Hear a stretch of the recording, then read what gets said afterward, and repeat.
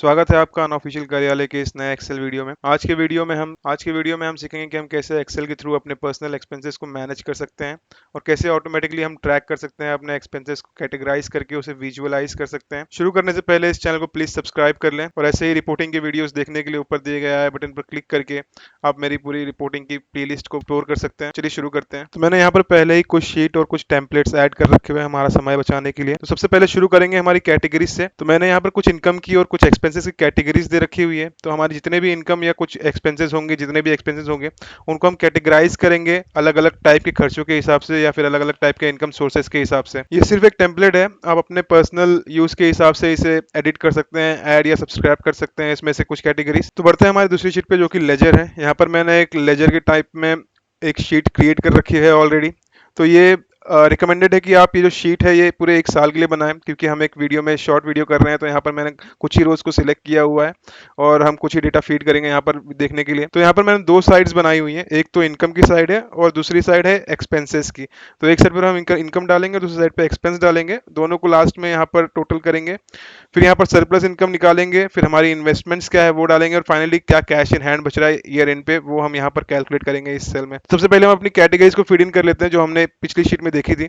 तो इसको हम फीड करेंगे डेटा वैलिडेशन के थ्रू। पहले हम इनकम साइड पर पहले सेल को सिलेक्ट कर लेंगे, फिर यहाँ पर डेटा टैब पर जाएंगे, यहाँ डेटा वैलिडेशन पर क्लिक करेंगे, यहाँ अलाउ है, अलाउ के नीचे एक ड्रॉप डाउन है, इस ड्रॉप डाउन पे क्लिक करके लिस्ट सिलेक्ट कर लेंगे। फिर यहाँ पर इंसर्ट सोर्स का ऑप्शन आ रहा है, हम कैटेगरी में जाएंगे, इंसर्ट सोर्स पे क्लिक करके इस पूरे कॉलम को सिलेक्ट कर लेंगे और इसे अप्लाई कर देंगे। तो यहाँ पर ये ड्रॉप डाउन आ गया और यहाँ पे हमारे सारे की सारी कैटेगरीज फीड इन हो गई है। अब इसी तरह सारे सेल्स में लगाने के लिए हम पहले तो इस कॉलम को पूरी तरह सिलेक्ट कर लेंगे और कंट्रोल डी प्रेस करेंगे और ये लास्ट तक हमने अप्लाई कर लिया है अपना जो डेटा वैलिडेशन है। सिमिलरली हम एक्सपेंस साइड पे जाएंगे, डेटा वैलिडेशन पर क्लिक करेंगे, अलाउ के अंदर ड्रॉप डाउन में जाकर लिस्ट सिलेक्ट करेंगे, फिर इंसर्ट वैल्यू पर क्लिक करेंगे, कैटेगरीज में जाएंगे, फिर यहाँ पर सारे एक्सपेंसेस को सिलेक्ट कर लेंगे और इसे अप्लाई कर लेंगे। यहाँ पर भी ड्रॉप डाउन आ गया है, इस पूरे कॉलम को सिलेक्ट करके कंट्रोल डी प्रेस करेंगे। अब हमारी कैटेगरीज जो है वो इनपुट हो चुकी हैं। अब हम अपने इनकम और एक्सपेंसेस को फीड इन करेंगे। तो ये एक बहुत ही डमी डेटा होगा, तो आप उस मैं खाली एग्जांपल के लिए दिखाऊंगा, आप उस तरह से फीड इन कर सकते हैं अपने डेटा को। तो चलिए शुरू करते हैं डेटा फीड करना इसमें। तो अज्यूम करते हैं कि मेरी दो टाइप की इनकम है, एक तो एक सैलरी से है, दूसरी ट्रेडिंग से है। तो पहले हम डेट डाल देंगे सैलरी की, तो 1/6/2023 हम डेट डाल देंगे और यहाँ पर लिख देंगे सैलरी। कैटेगरीज में भी हम सिलेक्ट कर लेंगे सैलरी को, फिर यहाँ पर अमाउंट अमाउंट लेट से 50,000 लिख लेंगे। फिर सेकंड रो में मान लीजिए मेरी जो इनकम है वो ट्रेडिंग से है, मैंने 3 दिन ट्रेडिंग की थी मान लेते हैं एक हफ्ते में। तो यहाँ पर मैं डाल देता हूँ तीन तीन डेट्स डाल देंगे हम, एक तो 3/6/2023 की, फिर एक 4/6/2023 तेईस की और एक 5/6/2023 की। और यहाँ पर लिख देंगे फ्रॉम सेल्स ऑफ शेयर, यहाँ पर लिख देंगे from from option trading. Column को एडजस्ट करके यहाँ पर हम कैटेगरी सिलेक्ट कर लेंगे, ये आ जाएगा ट्रेडिंग इनकम के अंडर। तो ट्रेडिंग इनकम सिलेक्ट करेंगे, तीनों में कॉलम एडजस्ट कर लेंगे और मान लेते हैं कि 5-5 हज़ार मैंने इन ट्रेडिंग से बनाए थे, तो 5-5 हज़ार हम डाल देंगे तीनों में। ये हो गई हमारी इनकम की साइड कंप्लीट। तो हम यहाँ पर सम कर लेंगे अपने टोटल इनकम को, इक्वल्स टू सम, सारे वैल्यूज को क्लिक करेंगे, bracket close, enter. 65,000 total income हो गई। अब हम एक्सपेंसेस एंटर करेंगे यहाँ पर। तो पहले तो हम यहाँ पर डेट फीड इन करेंगे 1 जून 2023 और मान लेते हैं कि हमारा जो मेजर एक्सपेंस होता है वो ग्रोसरी का ही होता है घर में। तो पहले हम ग्रोसरी एक्सपेंस ऐड कर लेते हैं, अमाउंट मान लेते हैं कि 15,000 है। फिर सेकंड होता है एजुकेशन का या फिर मेडिकल बिल्स का, तो वो भी हम ऐड कर लेंगे, सेम डेट ले लेंगे यहाँ पर भी और यहाँ पर लिख देंगे medicine and doctor consultation for fever और यहाँ पर कैटेगरी सिलेक्ट कर लेंगे अपनी हॉस्पिटल एंड मेडिकल बिल्स, मान लेते हैं ये 5,000 हो गया। तो यहाँ पर 5,000 लिख देंगे। नेक्स्ट सेम डेट ले लेते हैं, चाइल्ड स्कूल फीस लिख देते हैं, school fees and tuition fees कर सकते हैं, स्कूल एंड ट्यूशन फीस। यहाँ पर कैटेगरी ले लेंगे हम एजुकेशन, यहाँ पर फीस एंटर कर देंगे 5,000 और इसके बाद मान लेते हैं कि हम जा रहे हैं ट्रैवल पे। तो हम 5 तारीख का यहाँ पर एक डेट डाल देंगे और यहाँ पर लिख देंगे ट्रिप टू मनाली। यहाँ पर ट्रैवल एंड टूरिज्म सिलेक्ट कर लेंगे, यहाँ पर अमाउंट डाल देंगे 20,000। फाइनली इसे भी हम सम कर लेंगे, equals to sum, bracket close, enter. तो ये मैंने एक वीक का यहाँ पर इनकम और एक्सपेंस एंटर कर दिया हुआ है। तो रिकमेंडेशन ये रहेगी कि आप ईयरली से मैनेज करें, ईयरली अपना डेटा फीड इन करें और ईयरली अपने डेटा को समराइज करके देखिए कि कहाँ पर कितना एक्सपेंस हो रहा है, कहाँ से कितनी इनकम आ रही है। तो ये बस एक डमी डेटा है, आप इसे ईयरली करेंगे तो आपके लिए ज़्यादा बेटर होगा। फाइनली यहाँ पर हम सरप्लस इनकम कैलकुलेट करेंगे। तो इक्वल्स टू यहाँ पर हम इनकम माइनस अपने एक्सपेंस करेंगे। ये हमारी होगी सरप्लस इनकम। हमारी टोटल जो एक्सपेंस थे उसमें से हमारे पास ईयर एंड में मान लीजिए कि 20,000 बच गए। अब हम उसमें से हम कुछ इन्वेस्टमेंट करेंगे हर महीने। तो मान लेते हैं कि हमने इन्वेस्ट किया है 15,000 रुपये हमने इन्वेस्ट कर दिया, तो हमारा कैश इन हैंड अब कैलकुलेट कर लेंगे यहाँ पर। तो सरप्लस इनकम जो हमारी बची थी उसको माइनस करेंगे हम इनकम से, और ये हमारा कैश इन हैंड आ गया। तो ये हो गई हमारी लेजर कंप्लीट।